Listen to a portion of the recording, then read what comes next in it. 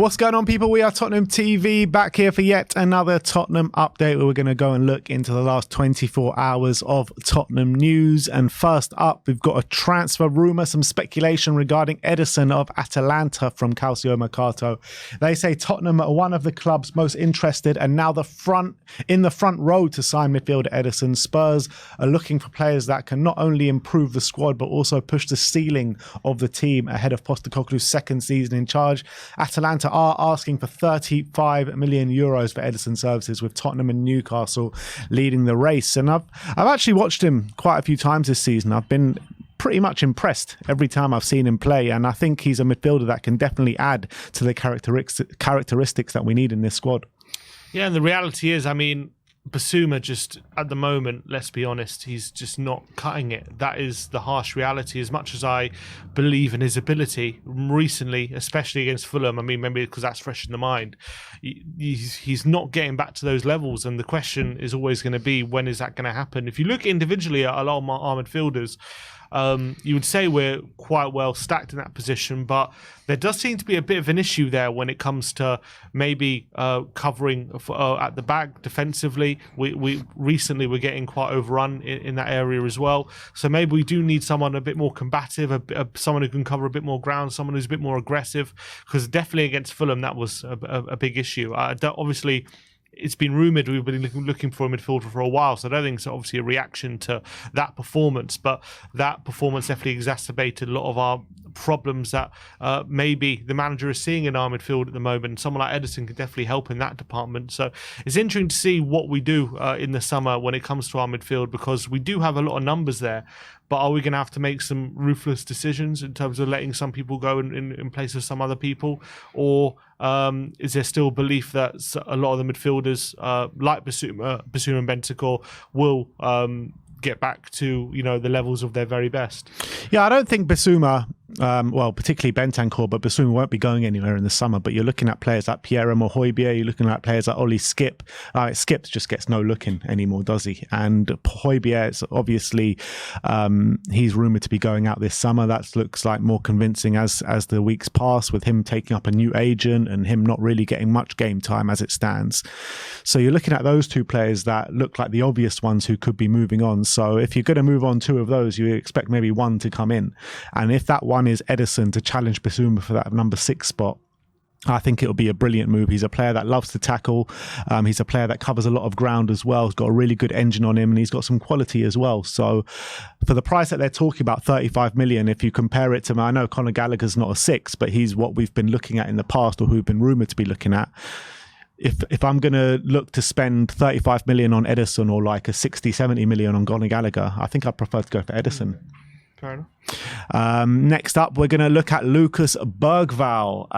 Tottenham loanee Bergvall has scored again for Djurgården in the semi-final against AIK, which makes him have a goal or assist in all 5 of the cup games as they made it to the cup final on penalties on the weekend. Let's go and have a look at the goal as well, which we've liked it on Twitter. This was... yeah, look at that. Towering header at the back post from Lucas Bergvall, which is probably something that you wouldn't have associated with him when we did all our scouting, but when we signed him. Yeah, and he seems to be a very... look, we definitely picked up on the fact that he seems to be quite physically mature for a player his age. Like, he's quite physically strong. He's tends to bully a lot of the players that we see in the little clips that we get from the Swedish league, and also that's a great header from him, and he seems to be pulling something off every week at the moment. From what we're seeing, it's even more encouraging with the prospect of him coming to Spurs next summer. It looks like such an exciting prospect, so graceful on the ball, but also has that bit of physicality about him as well, which allows him to score goals like this. Absolutely, and that technical ability is like, just look at this. Oh, beautiful. He just sells him down the river. And he definitely should have got, well, a pre-assist at least to his name, because it was a bad miss at the end of it. But what great work from Lucas to get it into those areas of the pitch. And what I love about that is not only does he perform a piece of skill, but also has the quality and presence of mind to pick out a good pass as well and set up an opportunity. So he seems to, because you see how many players you see like, you know, do a piece of skill like that and then nothing comes after it, and that's what he seems to have in his locker as well. Seems like a top prospect. I can't wait to see him at Spurs next season. I'm super excited about him. It'd be interesting to see where he fits in next season, because, you know, we just spoke about the midfield options. Does something need to give for him to see first team football next season?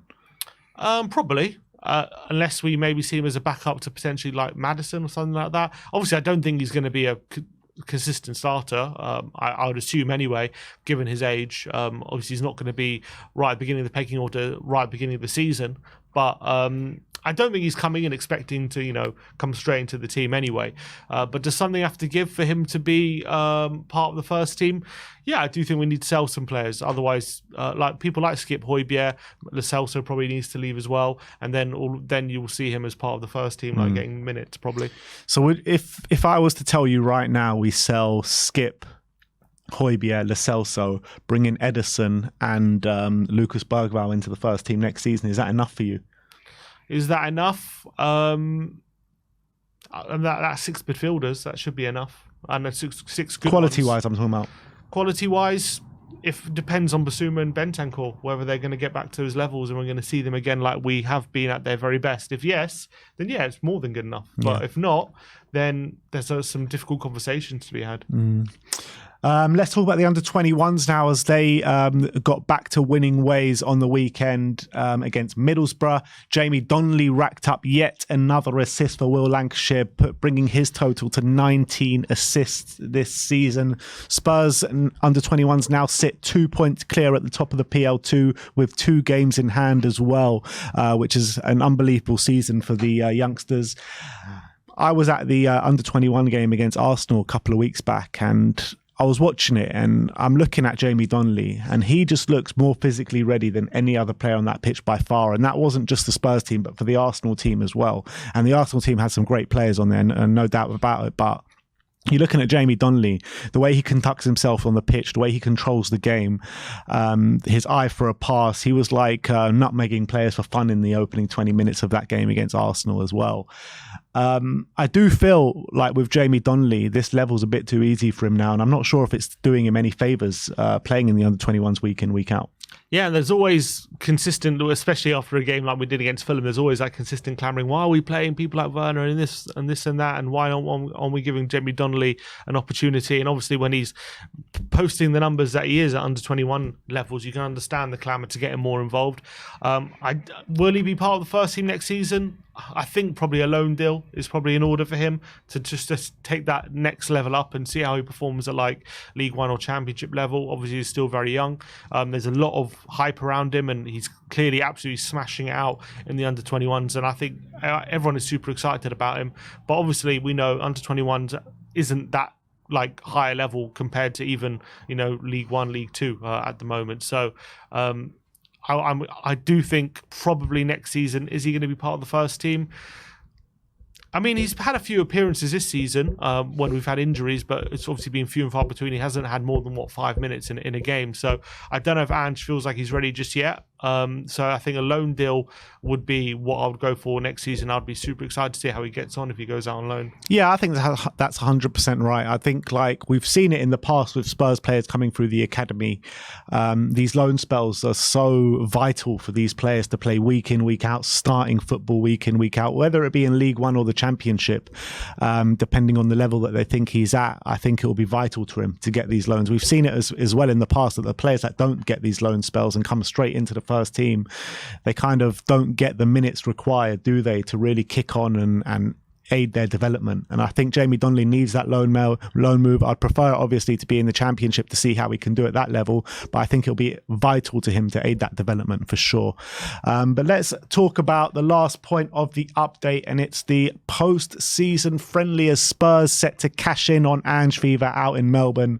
As Alistair Gold says that Tottenham will play Newcastle United in a post-season friendly in Melbourne on May the 22nd at Melbourne's cricket ground. Which is only 3 days after after the season ends, apparently. So first of all, it's on my birthday, so I'd love a good Spurs viewing for my birthday, which is nice. But not going to go out to Australia for your birthday? I'd love to, but how long's the flight? I mean, am I even going to make it for the last game of the season? It's a bit of a, why are they making it so close to the end? If the players can make it for the last game of the season, I'm sure you can. I don't have a private jet to go on, so I don't know about that. But yeah, look, that's a nice thing to happen at the end of the season. Obviously, Ange going back to Australia. I believe he's going back to... obviously, he was manager at Melbourne for a bit before he went on to manage the Australian national team. So he knows the area well, and he knows probably the stadium well as well. I'm sure that's definitely like very much targeted to capitalising on that little bit of Australian notoriety and fan base that we've got at the moment with Ange as our manager. But I don't understand why it has to be so close to the end of the season. Why can't it be like on the weekend? Why has it be 3 days? Very much kind of rushing off after the end of the season, which is a bit peculiar. But look, they got their reasons for making the decisions. I doubt Ange will be delighted about the timing, but it is what it is. Yeah, I guess the reason that they're doing it is because they've got a Euros this summer and they want to give the players a little bit of break before the Euros as well. So just rushing this in, get it out of the way, and then the players can go on their break before the Euros. So why That's not the do only it thing I as can part of the think of. pre-season tour? I don't know, whatever. Because they want to cash in on the South Korean market in the pre-season tour. Do both. Go to Australia and South Korea. Got time, don't you? Anyway. Yeah. But look, I think... you're looking at this postseason friendly in Melbourne. You're looking at the preseason in South Korea and in Asia. Spurs very much cashing in on the Heung-min Son and Ange Postecoglou effect, aren't they? Levy wouldn't have it any other way, let's be honest. But yeah, that is all we have for you today in the Tottenham update. Let me know your thoughts on the topics that we've spoken about today. Like, subscribe and comment. And as always, come on you Spurs.